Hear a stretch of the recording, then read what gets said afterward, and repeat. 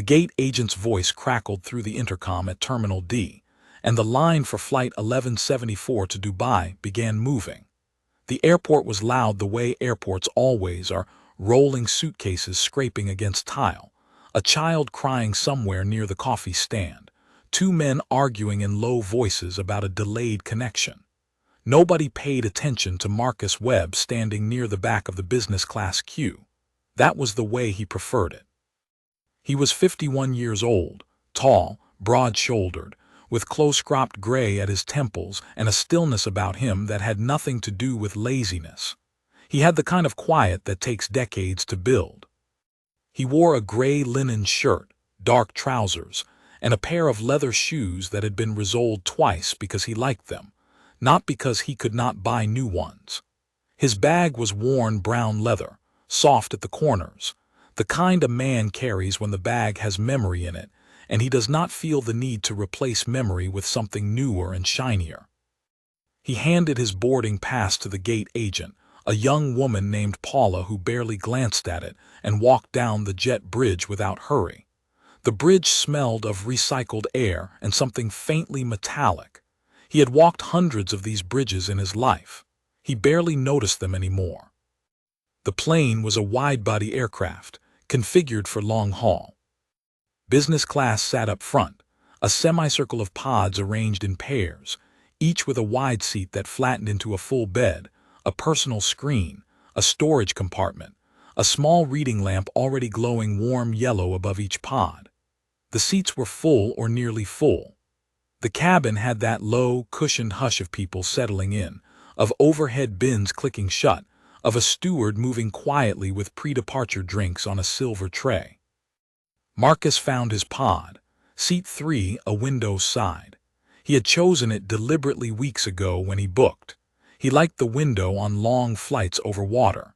He liked watching the clouds from above, the way the light changed at altitude, the way the world looked simple from 37,000 feet. He lifted his bag to the overhead bin, settled it in beside a hardshell case and sat down. He adjusted the pillow, accepted nothing from the steward passing with the tray, and opened his notebook. Paper, not digital. A habit from 30 years ago that he had never broken. His handwriting was small and precise. He was writing a note, 3 lines, a reminder to himself about a meeting in Dubai, when he heard footsteps stop beside him. He looked up.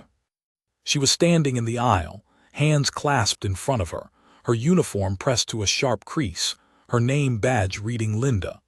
She was a woman in her mid-40s, fair-skinned, with light brown hair pulled back tight and eyes that were doing a quick, practiced calculation. Flight attendants develop a way of reading a cabin the way a teacher reads a classroom. Who is settled? Who is anxious? Who does not belong?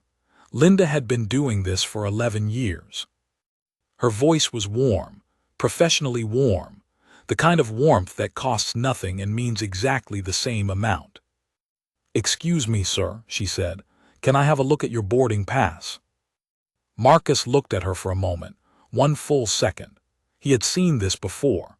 He had seen it in boardrooms, in hotel lobbies, in car dealerships, in restaurants where the host seated him near the kitchen. He recognized the arithmetic happening behind her eyes. He was familiar with the answer that arithmetic usually reached. He reached into his shirt pocket and handed her the boarding pass without a word. No statement. No raised eyebrow. No performance.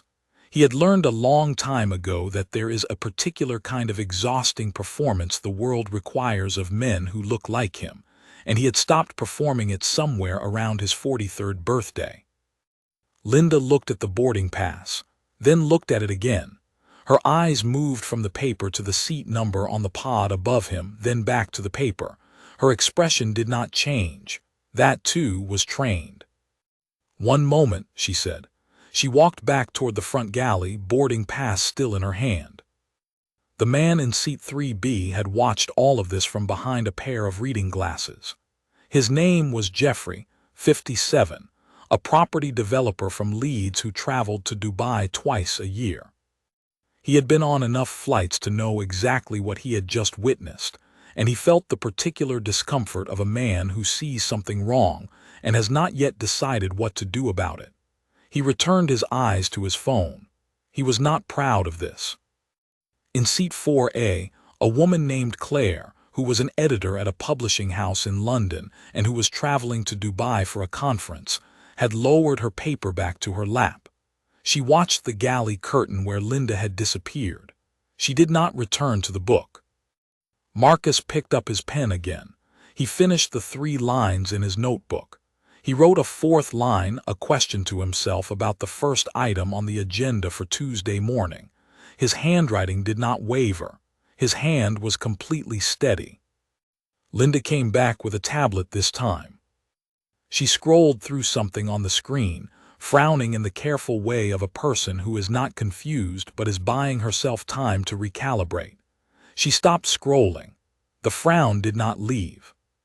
"Sir," she said, and her voice had dropped a degree or two from warm, settling into something more official, more careful, the voice of a person about to say something that requires a uniform to say.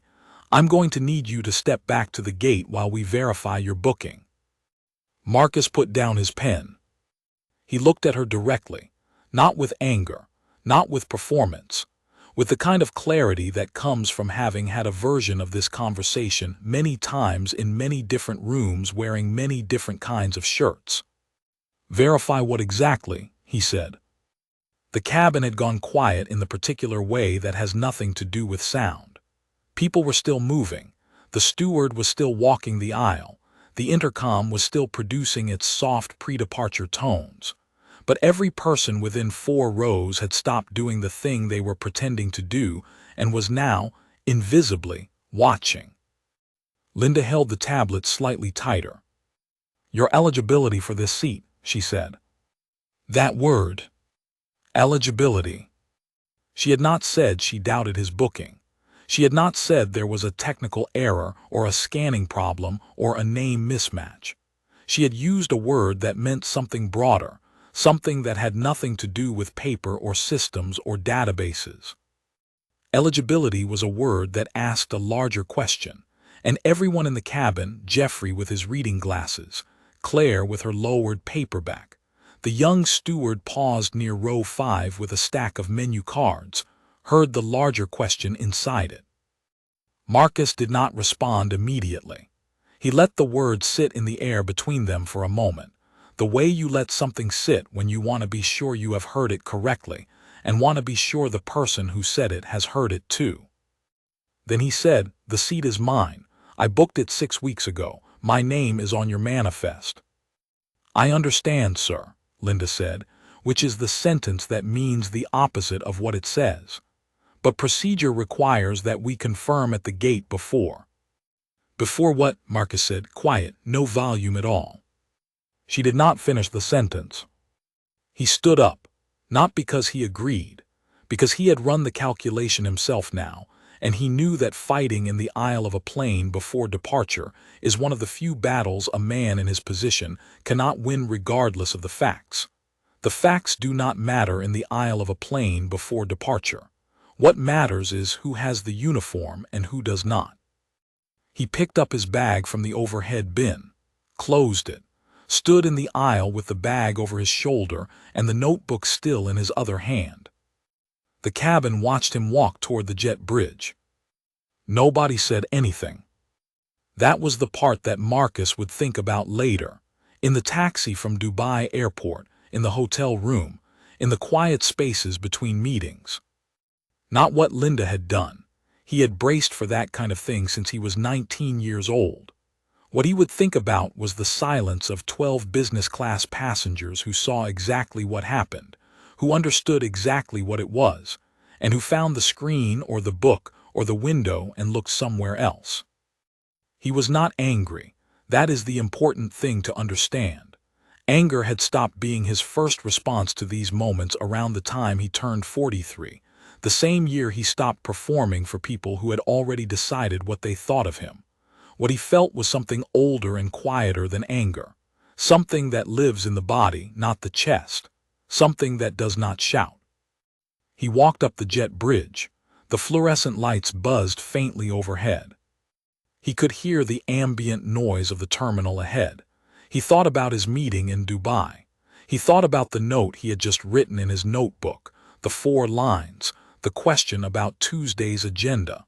He thought about none of the things he was actually thinking about. At the top of the jet bridge, near the gate door, a young gate agent named Paula, the same one who had barely glanced at his boarding pass 20 minutes ago, looked up from her computer and saw him standing there. She looked at him, then past him, then back at him. "Mr. Webb," she said, and the way she said it, the register of it, the slight shift of her posture, told him that something had already changed. That somewhere in the 90 seconds, he had been walking up the jet bridge. Something in the machinery of this situation had moved. "Yes," he said. Paula looked down at her screen, then up at him. Her expression was the expression of a person who has just understood something and is working out what to do with the understanding. "Please wait here for just one moment," she said. She picked up her phone. Paula held the phone to her ear for 4 seconds. 5, 6. Her eyes moved once to Marcus, then back to the terminal ahead of her, the practiced gaze of a person who is trying to appear calm while something urgent moves through the line. The call connected. Paula said 3 words, "He's at the gate," and then listened. Her face did not change the way people's faces change when they are processing ordinary information. It changed the way faces change when the ground beneath a situation shifts. Her chin came up slightly. Her shoulders reset. She lowered the phone. "Mr. Webb," she said, and this time the name came out differently, with a kind of careful precision. The way you say a name when you have just been told it matters more than you initially understood. "I am so sorry for the inconvenience. Please come with me." Marcus followed her. She did not walk him back down the jet bridge immediately. She walked him to a side door near the gate counter, opened it with her badge, and led him into a narrow service corridor that ran parallel to the terminal. The corridor smelled of carpet cleaner and electrical wiring. Fluorescent tubes hummed overhead. 2 airline employees passed them going the other direction, both carrying headsets, neither looking up. At the end of the corridor, a door opened into a small room. Glass on one side looking out onto the tarmac where Flight 1174 sat with its doors still open and the jet bridge still attached. A round table, 4 chairs, a phone on the wall, a coffee maker with a burned-looking carafe. A man was already in the room. His name was Stephen Holt, and he was the Regional Operations Director for Meridian Airways, the airline, the one with the logo on the tail of the plane sitting outside the glass. He was 54 years old, lean, with the kind of permanent tiredness around the eyes that belongs to people who have spent 20 years managing things that could go wrong at any moment and frequently do. He was wearing a tie that had been loosened half an inch. He was holding a phone and looking at it when Paula opened the door. When he looked up and saw Marcus, something happened in his face that was not quite panic and not quite relief, but somewhere uncomfortably between the two. "Mr. Webb," he said. He stood immediately, the way people stand when they are trying to demonstrate with their body what their voice is still finding words for. "I thank you for please sit down."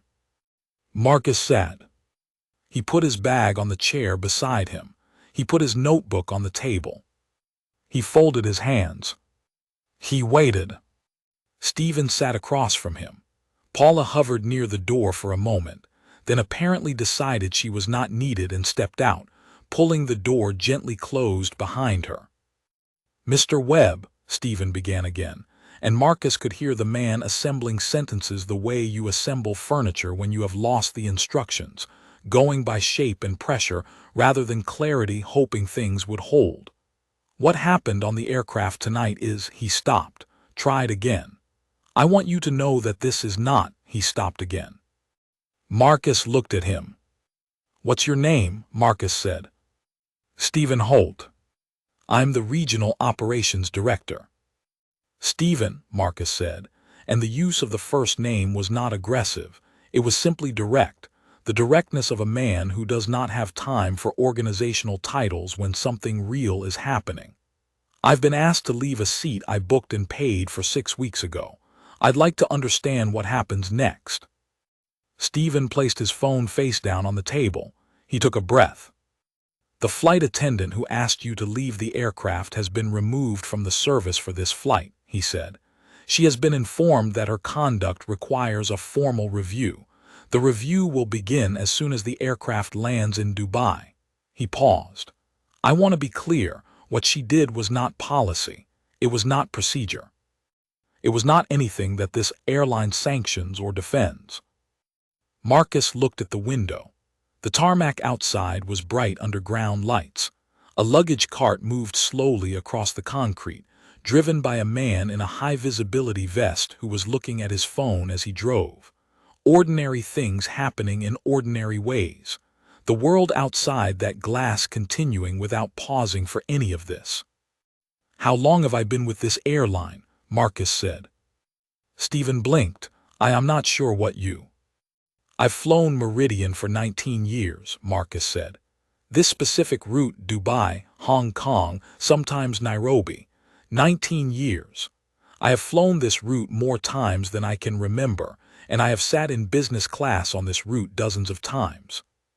Tonight is the 4th time in 19 years that someone has questioned whether I belong in the seat I booked.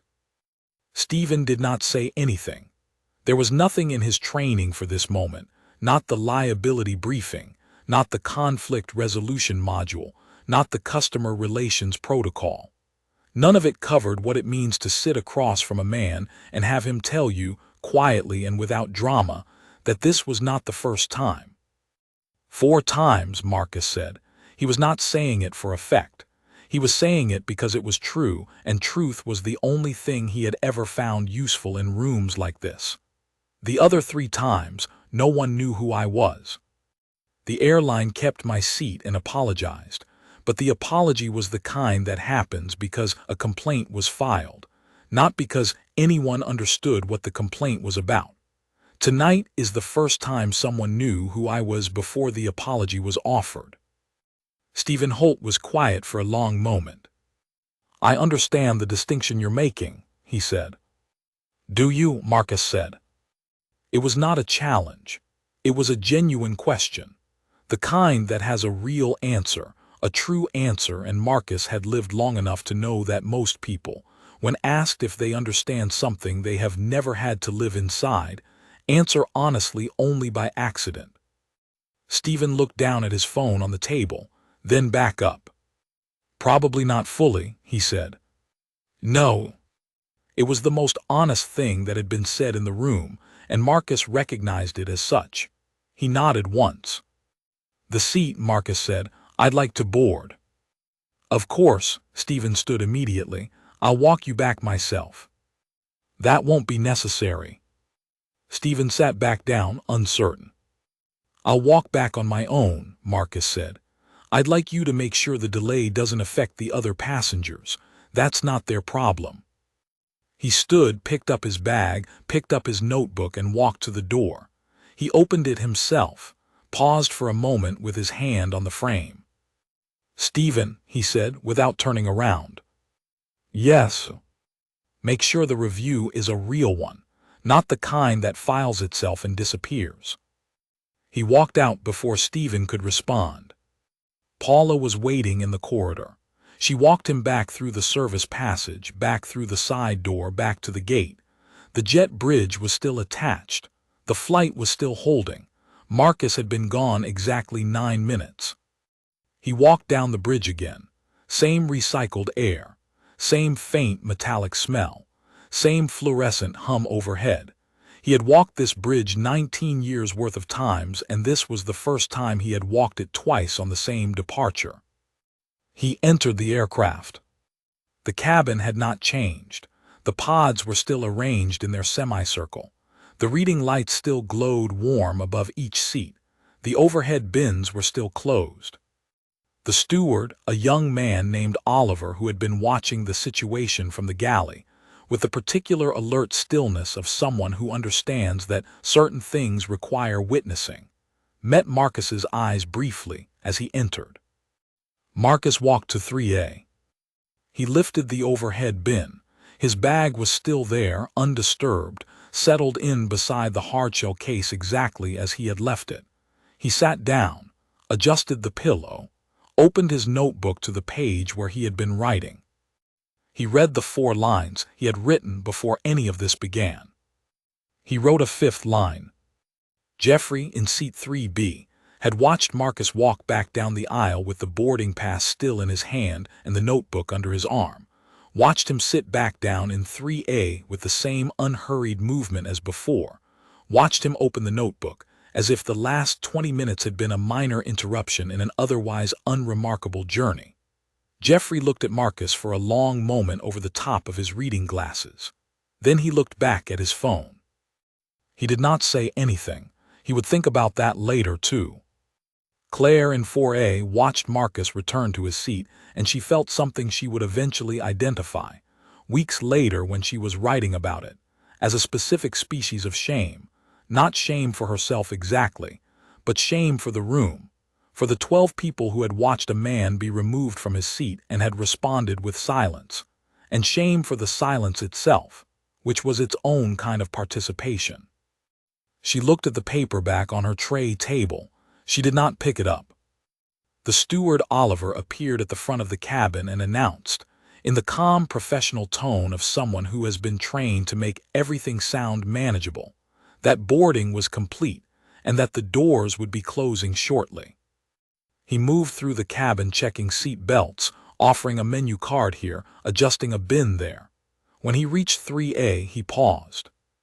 "Mr. Webb," he said quietly, so that only the adjacent seats could hear him, "can I get you anything before we push back?" Marcus looked up from his notebook. "Water," he said, "please." "Right away," Oliver said, and he meant it, and he went and got it. The cabin doors sealed. The jet bridge detached with a dull thunk that traveled through the fuselage. The engines, somewhere far back, began their long warming. The plane began to move slowly at first, the tentative roll of something very large leaving a fixed point, then steadier as the ground crew released the tow bar, and Flight 1174 began making its way toward the runway. Marcus looked out the window. The terminal building slid past, then the service roads, then the dark open expanse of the runway edge, lit at intervals by blue lights sunk into the concrete. The sky above was a deep, washed-out gray, the last of the evening going out of it, the stars not yet visible through the airport haze. He wrote a 6th line in his notebook. A question, this one. What does it cost a person to stay calm in rooms that were not built with them in mind? He did not answer it, not yet. The plane turned onto the runway. The engines rose in pitch and volume. The cabin pressed gently backward as the aircraft accelerated, the runway lights blurring into yellow streaks beside the window, the nose lifting, the ground falling away, and then the particular moment, always the same moment on every flight for 19 years, when the wheels left the concrete and there was nothing beneath the plane but air. Marcus felt it as he always did, the slight release of it. The climb was steep and smooth. The cabin lights dimmed. Screens flickered to life around the business pods. The steward moved quietly with drinks. Jeffrey asked for scotch. Claire asked for nothing. The man in seat 2A, who had been wearing headphones since before Marcus boarded and had seen none of it, was already asleep. Marcus Webb opened the reading lamp above his pod, positioned the notebook on his tray table, and settled in for the 7-hour flight to Dubai. He was not thinking about Linda, the flight attendant now sitting somewhere in the terminal, waiting for an operations manager to arrive and begin the formal process that Stephen Holt had promised. He was not thinking about the 9 minutes he had spent in the glass room on the tarmac side. He was not thinking about the silence of the cabin. He was thinking about Tuesday's meeting. That was what discipline looked like from the inside, not the absence of feeling, not the pretense that nothing had happened, but the practiced, long-learned ability to put the thing in its box and return to the work, because the work was real and the work was his, and no one could walk him away from the work. He wrote a seventh line. Outside the window, the city fell away beneath the cloud layer, and then the clouds closed over it, and there was nothing below but white, and nothing above but the deep dark of altitude, and the plane flew on into the night at 500 miles an hour with 11 figures of quiet sitting in seat 3A writing by the light of a small warm lamp. And the world, for a while, was just the airplane and the dark and the notebook and the question he had written and not yet answered. There is a particular quality to the air at 37,000 feet that has nothing to do with altitude. It is pressurized and recycled and slightly dry, and it carries a specific kind of flatness, a flatness that strips context from things, that makes the world below feel irrelevant and makes the world inside the cabin feel temporarily sealed off from consequence. People say strange things on airplanes. They confess. They weep. They fall asleep next to strangers and do not feel the need to apologize for it. Something about the altitude unlatches people. Jeffrey had been staring at his phone for 45 minutes without seeing it. He was 57 years old, and he had built a career out of reading situations correctly. In property development, in negotiation, in the long, careful process of turning a piece of land into something people would pay to live in or work in or visit, the ability to read a room was not a soft skill, it was the skill. He prided himself on it. He had been proud of it for 30 years. He had read the room in 3A correctly. He had seen exactly what happened. He had understood it in the moment, understood it completely, and he had picked up his phone. He was still sitting with that. He glanced sideways, subtle enough that he hoped it read as nothing. Marcus was writing in his notebook, had been writing with occasional pauses for the better part of the flight so far. The handwriting from this angle was too small to read. The notebook itself looked old, not fragile, but lived in, the spine soft from repeated opening. The kind of notebook a person carries not for appearances, but because they have been carrying that kind for a long time. Jeffrey looked at his phone again. He had a message from his business partner about a deal in Abu Dhabi. He had 3 emails from his assistant about a site visit rescheduled for Thursday. He had a text from his wife asking if he'd landed yet. He hadn't answered any of them. He had been sitting in the silence of a man replaying something he could not stop replaying. He put the phone face down on his tray table. Then he did something he had not planned to do. He said, "Excuse me." Marcus looked up from the notebook. His face was neutral. Not unfriendly, not guarded, simply the face of a person who was working and had been interrupted, and was giving the interruption a fair chance. "I'm Jeffrey," Jeffrey said. He had a slight Yorkshire lilt that came out more when he was uncomfortable. It was coming out now. "I'm sorry. I watched what happened earlier and I didn't say anything, and I've been sitting here thinking about that." Marcus looked at him for a moment. The same clear, unhurried look he gave everything. "Jeffrey," he said. "Yes." "What would you have said?" Jeffrey opened his mouth, then closed it, then said slowly, "I'm not sure that's part of the problem." Marcus considered this. He turned slightly in his pod, just enough to indicate that the conversation was being received, not merely tolerated. "Most people don't ask themselves that question," he said. "They just feel bad about the silence and then move on." "I feel bad about the silence," Jeffrey said. "I know," Marcus said it simply, without accusation. "So does everyone else in this cabin who saw it." Jeffrey looked ahead, at the seat back in front of him, where a small screen was playing a map of their flight path, a white dotted line arcing from London toward the Gulf, the tiny plane icon inching along it at the pace of something that moves very fast in the real world and very slowly on a map. "Does it matter?" he said. "The feeling bad. Does it change anything for you?" Marcus was quiet for a moment. He put the pen down on the tray table. "Feeling bad is a start," he said. "Most people don't get that far. They explain what they saw.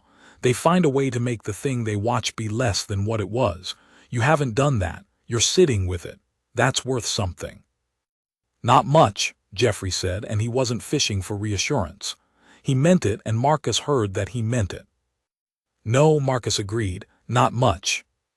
They were quiet for a moment. The engines hummed. The cabin moved through the dark at 500 miles an hour. Can I ask you something? Jeffrey said. You can ask. Does it happen often? Something like tonight? Marcus picked up his pen again. He held it the way writers hold pens when they're not writing, loosely between two fingers, the way a tool feels when it's at rest. I flew this route for the first time 19 years ago, he said. First time in business class on this specific route. The flight attendant on that flight spent the entire boarding process making a different face every time she passed my seat. She never said anything. She never asked me to leave. But she made the face every time. 8 hours. Every time she passed, she made the face. Jeffrey said nothing. I didn't file a complaint, Marcus said. Because the face is not something you can file. It doesn't go anywhere. You just absorb it. And you kept flying with the same airline, Jeffrey said. It wasn't quite a question. I kept flying with the same airline, Marcus said. Because the alternative is to let the face win. And I decided a long time ago that the face doesn't win. Somewhere over the Mediterranean, the lights in the business cabin had lowered to near dark. Most passengers were sleeping or wearing sleep masks or watching films with the volume low. The steward Oliver moved through the aisle with a small torch, checking that bins were secure, that trays were up, doing the quiet maintenance of a long-haul flight at 2 in the morning. He paused when he reached row 3. Both men were still awake. Both were quiet now. Jeffrey had eventually retreated to his phone, though he had seemed to be reading something actual rather than scrolling. Marcus had returned to his notebook. Oliver moved past them without disturbing either. At 33,000 feet above the northern edge of the African continent, Oliver went to the forward galley and made himself a cup of tea. He was 26 years old and had been a flight attendant for 2 years. He was good at his job in the way that people are good at jobs they chose deliberately. Not because they had to, not because it fell into their lap, but because they thought about what they wanted and then did the thing.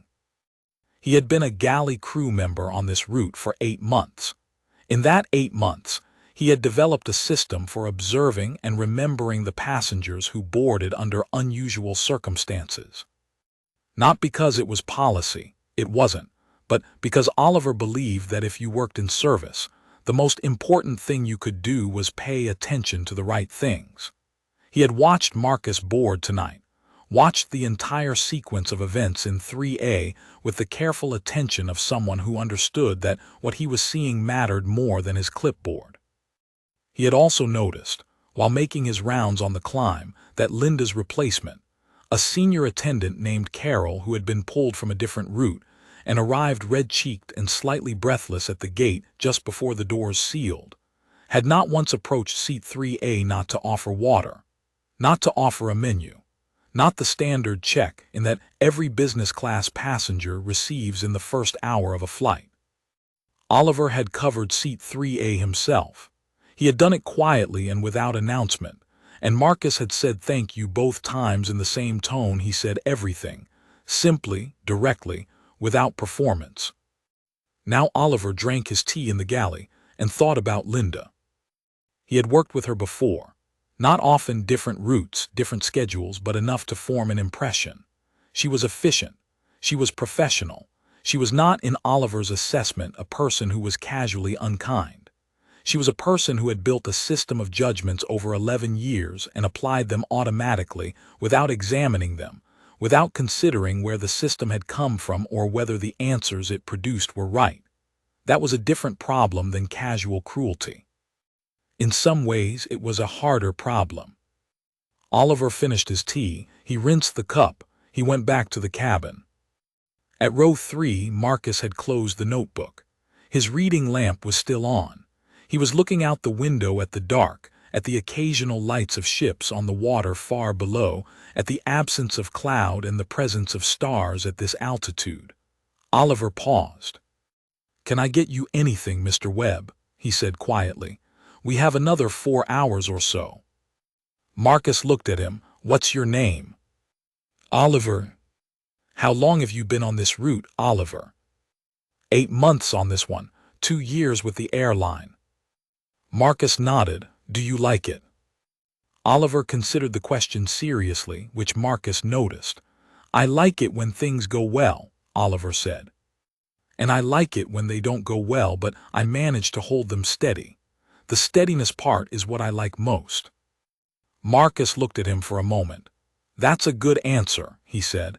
"Most people in your job say they like meeting people. The steadiness answer is a better one." "Thank you," Oliver said. "Another water," Marcus said. "And if there's fruit, I'll have some of that." "Of course," Oliver said and went to get it. He was back in 2 minutes. He set the water and a small plate of sliced fruit, mango, melon, a few grapes on Marcus's tray table. Marcus thanked him. Oliver moved on. At the back of the galley, Carol was folding blankets with the quick, practiced motion of someone who had been doing it since before Oliver was born. She was 61 years old and had been with Meridian for 23 years, and she had seen more in those 23 years than she liked to think about after midnight at altitude. She had been told almost nothing about why she had been pulled from her scheduled flight to cover this one. Only that it was urgent, and that the passenger in 3A was to be given every courtesy without exception. She had put the pieces together herself. She was good at that. She folded the last blanket, set it on the shelf, and looked at Oliver. "He's something, isn't he?" she said, not loud, just to Oliver. "Yes," Oliver said. "The ones who go through what he went through tonight and come back to their seat and just continue," Carol said. She searched for the word.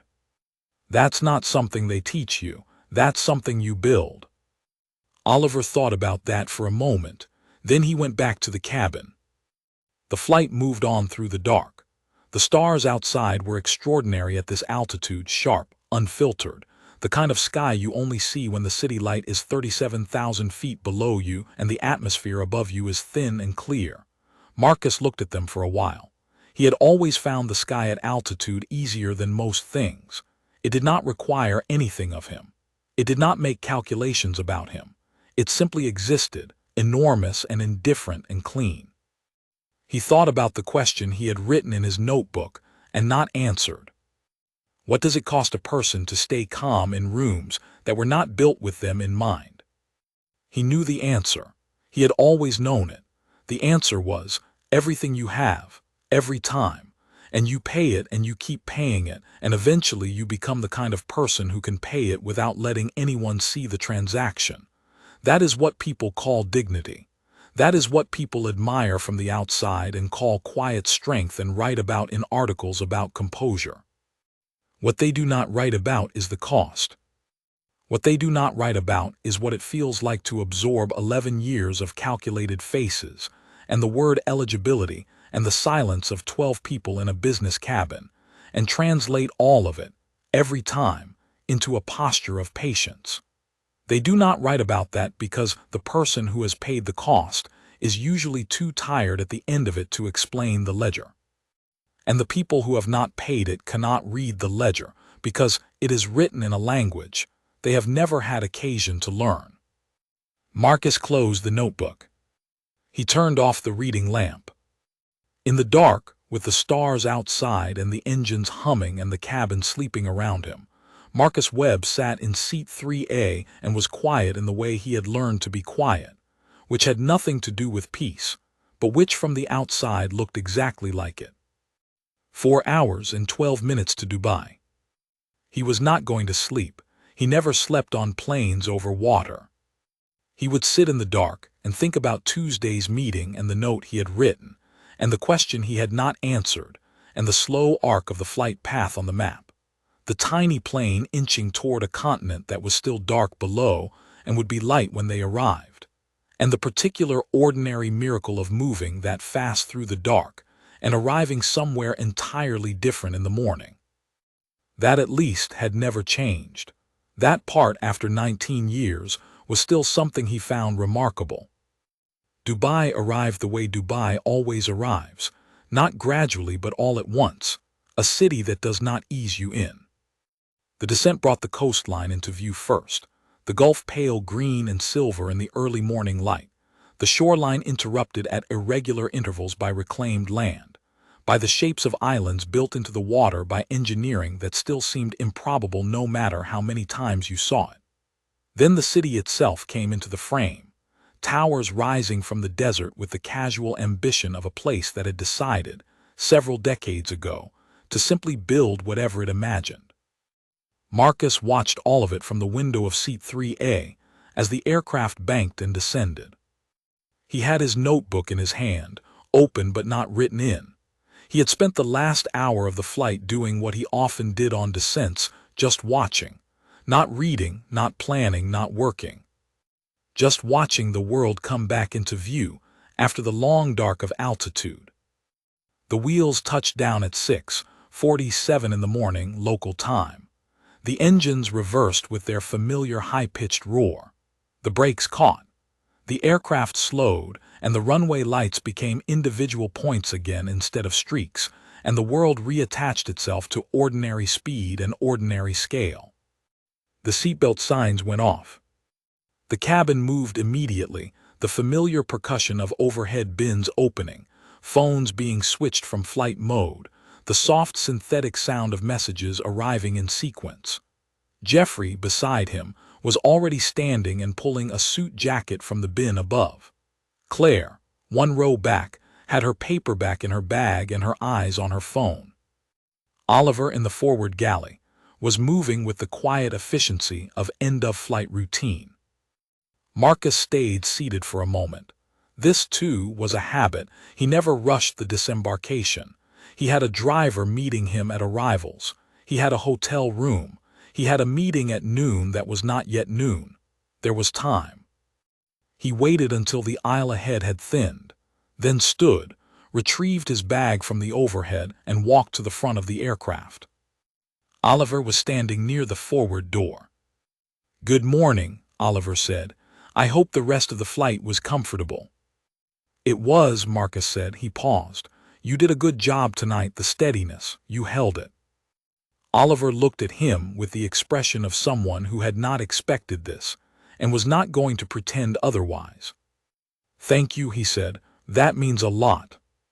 Marcus nodded once and walked off the aircraft. The jet bridge in Dubai was wider than the one in London, air-conditioned to a temperature that felt aggressive after 7 hours of recycled cabin air.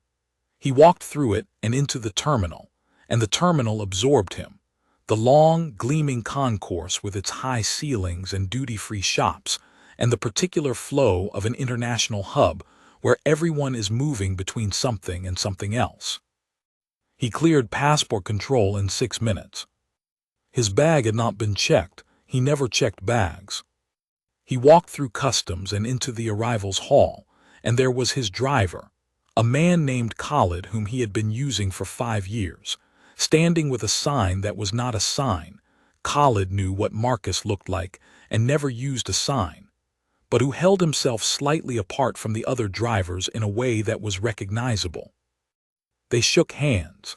Khalid was not a man who made conversation in the car unless it was asked for, which was one of the reasons Marcus used him. The drive from the airport to the hotel took 22 minutes at that hour. The city was already moving, the motorways busy with early commuters, the towers on either side of the road lit pink by the low angle of the morning sun. Dubai in the early morning was the one version of Dubai that looked slightly humble, the towers soft-edged and orange-lit, and briefly less aggressive than they would become by mid-morning when the full sun hit, and everything turned to glass and brightness. Marcus sat in the back of the car and opened his notebook. He wrote for the entire 22 minutes. He wrote about the flight, not the incident, but the flight itself, the conversation with Jeffrey, the stars over the Mediterranean, Oliver's answer about steadiness, Carol's hands folding blankets in the galley. He wrote in the shorthand he always used, which was not meant to be read by anyone else, and which would probably be illegible to anyone else. Notes that were less about words than about impressions. compressed records of things that had mattered. At the hotel, a tower on the edge of the business district, clean-lined and quiet, the kind of place that served its guests without performing service. He was taken directly to his room by a man named Dennis at the front desk who had been expecting him. The room was on the 34th floor. The window faced east, toward the water, which was now full gold in the early sun. He showered, he ordered breakfast. He sat at the desk by the window with coffee and ate fruit and a little bread, and looked at the water and thought about nothing in particular, which was a thing he had learned to do deliberately, because there was a version of him that would fill every quiet moment with planning, and that version of him had not slept properly for years. At 8:30 his phone rang. He looked at the screen. The number was a London number, a Meridian Airways number. He recognized the prefix. He answered. "Mr. Webb," said a voice he recognized. It was not Stephen Holt, the regional operations director from the service corridor. This was a different voice. Lower, older. The voice of a man who had made many phone calls that mattered and had learned to compress the preamble. "This is Raymond Carr. I'm calling from the executive office." Marcus knew who Raymond Carr was. Raymond Carr was the chief executive officer of Meridian Airways and had been for 11 years. They had met twice, in professional contexts, and Marcus's contact with the airline at that level was board level, not operational. He had never spoken directly with Raymond Carr. "Good morning," Marcus said. "I'll be direct," Raymond said. "I've been briefed on last night's incident. I've reviewed the full incident report, the statements from Stephen Holt from the gate staff, and from 2 passengers who filed written accounts. I want to speak with you personally." Marcus picked up his coffee cup, held it but didn't drink. "I'm listening," he said. Raymond took a breath, not a hesitant breath, the breath of a man collecting exactly what he wants to say. "What was done to you last night was wrong," he said. "Not procedurally wrong, not technically wrong. Wrong. I want to be precise about that because I think the difference between this violated a policy and this was wrong matters, and I want you to hear which one I'm saying." Marcus put the coffee cup down. He had been in enough rooms, taken enough calls, received enough apologies in his life to have developed a fairly sophisticated ability to read them. He could tell the difference between an apology that was liability management and an apology that was something else. He sat with this one for a moment, testing it. "The attendant has been suspended pending review," Raymond continued. "Not a desk review, a formal disciplinary review with a panel. The outcome of that review will be real, and it will be communicated to you directly when it concludes. I'm not going to tell you what the outcome will be because I genuinely don't control that. The panel is independent for a reason." "How long has she been with the airline?" Marcus asked. There was a pause. 11 years. Marcus nodded to himself, not in satisfaction, in something more complicated than satisfaction. "The harder conversation," Raymond said, and Marcus noticed that he did not ask permission to have it. He simply began having it, the style of a man who had earned the confidence to move forward on the important things. "Is the conversation about the other 3 times?" Marcus was quiet. "Stephen Holt told me about the other incidents," Raymond said. 19 years, 4 times. The previous 3 without resolution because you were not, because no one knew." Raymond paused. "I want to say that directly too. The previous 3 incidents were handled differently because you were not identified as the shareholder. That is the wrong reason for 3 incidents to be handled differently from the 4th. "Yes," Marcus said, "it is." "I don't have a solution to that," Raymond said. "I want to be honest about that. I can tell you what I'm going to do about the structural review. We're going to do one. We're going to look at complaint patterns for the last 5 years. We're going to look specifically at what kinds of complaints are filed and how they're resolved. But that doesn't give you back the 3 times. "Nothing gives me back the 3 times, Marcus said, not with bitterness, with plain accuracy. "No," Raymond said, "nothing does." They were quiet for a moment. In the room on the 34th floor, the light off the water was moving on the ceiling, refracted through the window glass, slow shifting patterns of gold and white. Marcus watched them. "Why are you calling me yourself?" Marcus said. "Because someone should have called you after the first time," Raymond said. "And the second. And the third. And since no one did, since the system failed you 3 times before you were anyone the system recognized, the least I can do is make the 4th call myself." Marcus was still looking at the ceiling, at the light moving there. "That's a good answer," he said. "I mean it," Raymond said. "I know," Marcus said. "I can tell." There was a beat. "Is there anything you need from me or from the airline while you're in Dubai?" Raymond said. "No," Marcus said. "I have what I need." "Then I won't keep you further," Raymond said. "But I'd like to call you when the review concludes, if you're willing." "I'm willing," Marcus said. "Thank you, Mr. Webb." "Thank you for calling," Marcus said, and he meant it. He ended the call. He sat with the phone in his hand for a moment.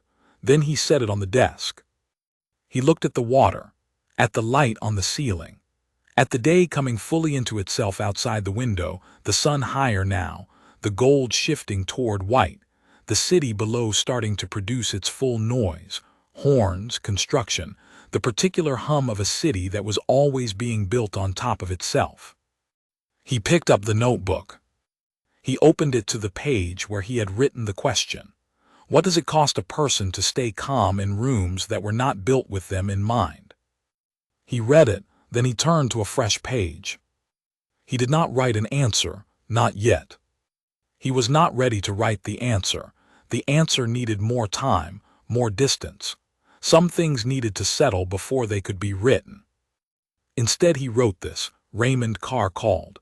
He said wrong, not procedurally wrong. He said it like a man who knew the difference. Then he closed the notebook. He had 3 hours before the car would come for his noon meeting. He ordered more coffee. He read through the notes for the meeting, a development proposal, a partnership structure, a set of numbers that needed to be gone over carefully before anyone sat down at a table. He read carefully, making marks in the margins, asking himself questions about the numbers.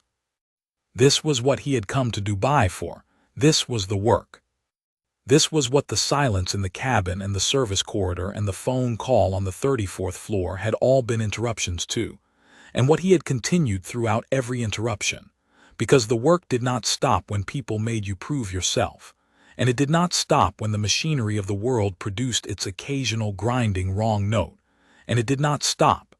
It had never stopped, not once in 30 years. Just because someone found the arithmetic surprising and decided to stand in the aisle and check the math. He made a mark in the margin of page 11. He wrote a question beside it. He turned to page 12. Outside the window, the gulf lay flat and gold and enormous, and the city rose above it, and the sun was fully up, and the day was fully underway, and Marcus Webb was at his desk doing his work at 7 minutes to 9 in the morning, exactly as he would have been had none of it happened. That was the discipline, that was the cost of it. That was also the only revenge he had ever needed. The meeting was in a glass building in the financial district, 42 floors up, with a view of the Gulf on one side and the sprawl of the city going inland on the other. The room had been designed for the kind of meeting where everyone was expected to feel the weight of what was being decided. High ceilings, a long pale wood table, chairs that were expensive in the way that things are expensive when no one in the room is thinking about cost. Marcus arrived at 7 minutes to 12. He was not the first. 4 people were already seated, 2 Emirati partners from the development group, 1 British lawyer named Patricia who handled the structural contracts, and a man named Derek who ran the infrastructure division of a company that Marcus had recently taken a significant stake in. They stood when Marcus entered. He shook hands. He sat. He opened his notebook to the page with his margin notes. For the next 2 hours and 40 minutes, Marcus Webb conducted the kind of meeting he was known for. Not loud, not performative, but precise, and with a quality of attention that the people in the room felt as a kind of pressure, the productive pressure of being with someone who has read everything, prepared everything, and is not going to move past a number that doesn't hold up just because no one else in the room has caught it. He caught 4 numbers that didn't hold up. 2 of them were errors. One was an optimistic projection that Patricia had dressed up in language designed to make it look more conservative than it was. One was a figure that Derek had prepared in good faith, but that did not account for a regulatory shift that Marcus had been tracking for 3 months. He went through all 4, quietly, without accusation, with the specific and slightly relentless patience of a man who knows the material cold and is not in a hurry. By 2:30, the partnership terms had been renegotiated in 2 places. Both changes were ones Marcus had outlined in his margin notes on page 11. He closed the notebook. The Emirati partners, a man named Faisal and a woman named Nadia, both of whom had been working with Marcus's office for over a year, and who had developed a working relationship with him based almost entirely on the fact that Marcus's word, when given, held, shook his hand at the end with the warmth of people who felt the meeting had been worth their mourning. "Same time next quarter," Faisal said. "I'll have my office confirm the date," Marcus said. Derek lingered near the door as the others filed out. He was a large man, sandy-haired, mid-50s, with the slightly crumpled look of someone who was more comfortable in a hard hat than a conference room, but had learned to manage both. He had known Marcus for 4 years. "I heard about last night," Derek said. He did not say it quietly, but he said it carefully, which was not the same thing. Marcus looked at him. "Word got around," Derek said. "I'm sorry, that's all I wanted to say. I'm sorry it happened." Marcus held his gaze for a moment. "Thank you," he said. He meant it. "Right," Derek said, and went through the door. Marcus stood alone in the room for a minute. Outside the floor-to-ceiling glass, Dubai went about its ordinary afternoon. The traffic on the motorway below, the construction crane on the neighboring lot rotating slowly, a dhow moving across the distant water at the pace of things that do not have engines. He looked at all of it without really seeing any of it. Then he picked up his notebook and walked out. Back at the hotel, he sat on the edge of the bed and called his daughter. Her name was Nina, and she was 23, and she was in her final year of a master's program in Cape Town, studying urban planning. They spoke on the phone once a week, usually on Sundays, but he had told her before he left that he would call from Dubai. She answered on the second ring. "Dad," she said. The way young women say the word to their fathers when everything is fine, and they are glad to hear from them. "Nina," he said, "how are you?" "Good, tired. We had a presentation yesterday that went well. It was fine. It was fine in the end." She paused. "How was the flight?" "Educational," he said. "Educational," she repeated, with the tone of a person who has grown up with this man and knows that educational means something happened. "I'll tell you on Sunday," he said. "Are you okay?" "I'm okay." "Dad," she said again, differently this time.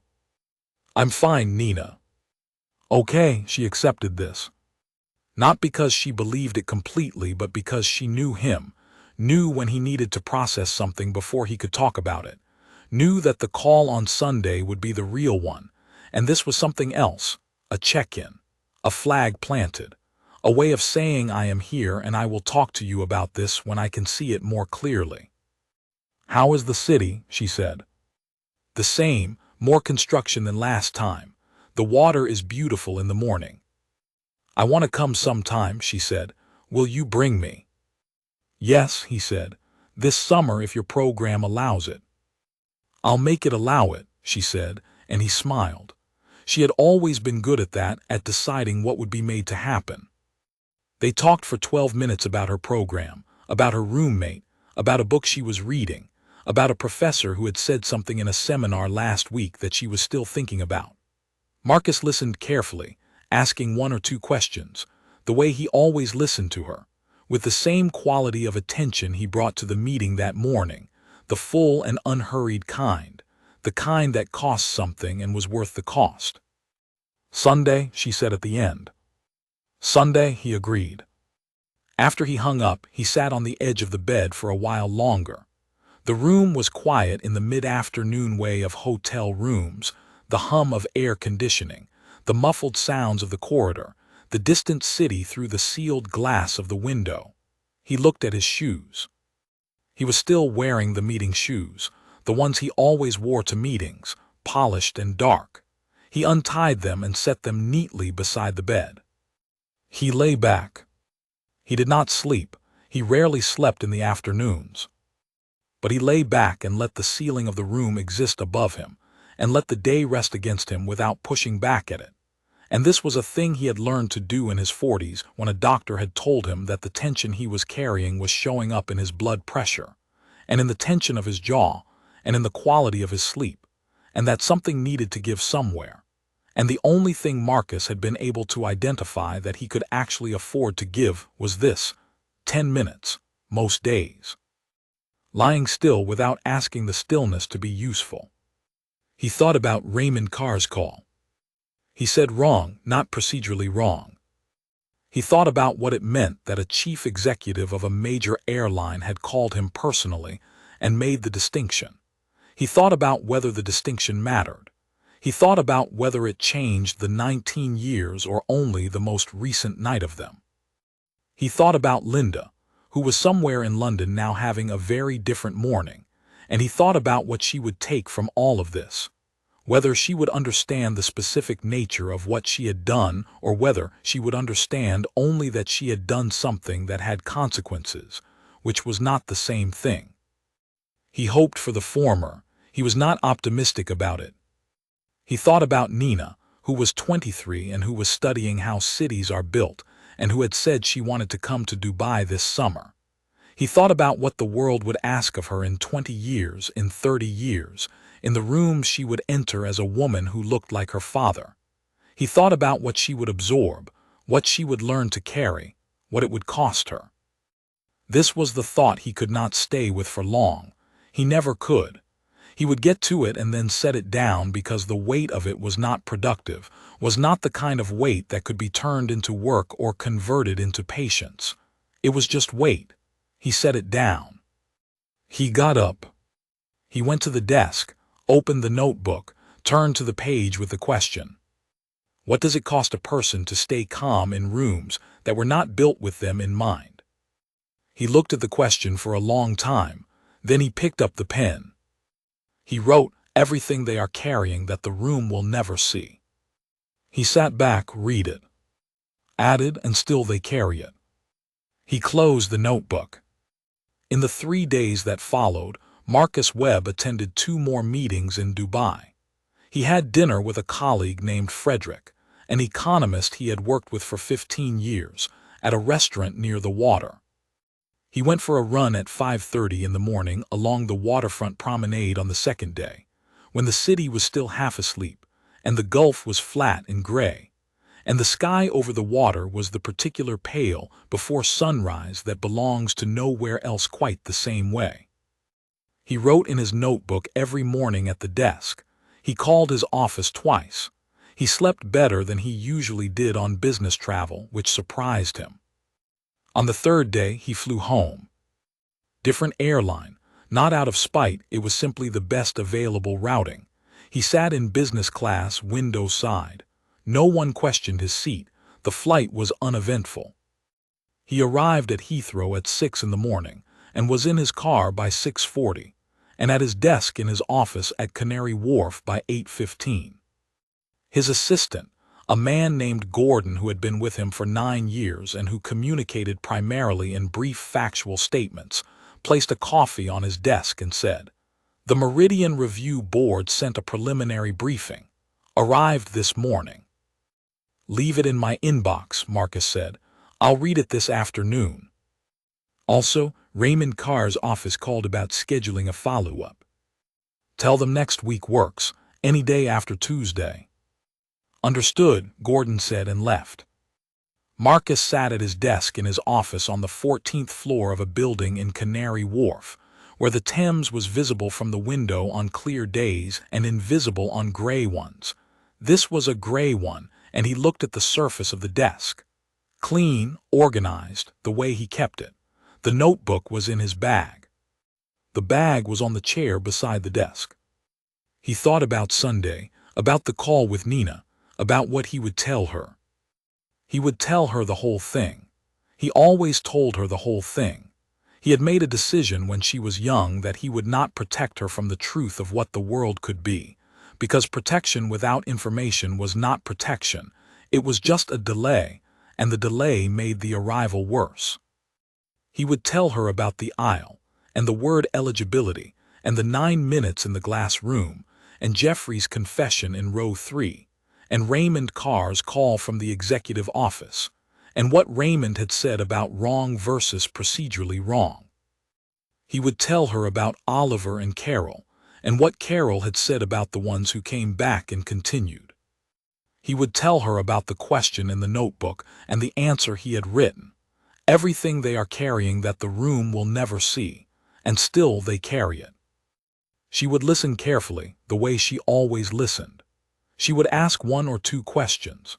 She might be angry on his behalf. She was 23, and at 23 the anger still came fast and hot, before the discipline arrived, and he thought that was right, that was the correct sequence, that the anger should come before the discipline and not be mistaken for the discipline itself. He hoped she would stay a little angry. He hoped she would not learn to carry it quietly too soon. He opened his laptop. He pulled up the proposal documents from the Dubai meeting. He began reading from the beginning. Outside the office window, the gray of the Thames morning pressed against the glass. The city moved in its ordinary morning way, boats on the water, a plane crossing high overhead, the distant sound of construction somewhere below. All of it ordinary, all of it continuous. Marcus Webb read the documents. He made notes. He drank the coffee. He had a full day ahead of him. He always did. That was the thing people never quite understood, looking at him from the outside, looking at the meetings, the buildings that bore his name in small, discreet letters at the corners of their lobbies, the numbers on the pages in the financial press. They thought the remarkable thing was what he had built. They thought the story was the destination.